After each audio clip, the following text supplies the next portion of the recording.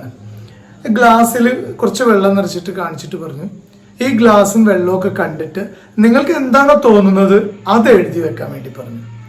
അങ്ങനെ അവർ എഴുതിയതിനെ ഞാൻ അവസാനം രണ്ടാക്കി തിരിച്ചു. എല്ലാവരും എഴുതിയതിനെ രണ്ടാക്കി തിരിച്ചു.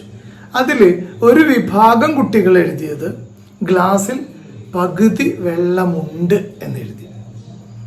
മറ്റൊരു പകുതി കുട്ടികൾ എഴുതിയത് ഗ്ലാസ്സിൽ പകുതി വെള്ളമേ ഉള്ളൂ എന്നെഴുതി.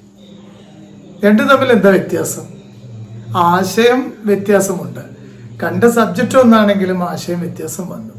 ഒന്ന് നെഗറ്റീവാണ്, മറ്റൊന്ന് പോസിറ്റീവാണ്. ദോഷൈക തൃക്കുകൾ എന്നൊരു വാക്കുണ്ട്.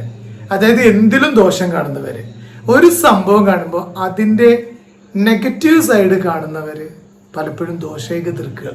നമുക്കൊക്കെ ഉണ്ടാവും, നമ്മുടെ കൂട്ടത്തിൽ നമ്മുടെ കൂടെ നിൽക്കുന്നവർ പല ആളുകളും അങ്ങനെയുള്ള ആളുകൾ എന്തിൻ്റെയും ദോഷ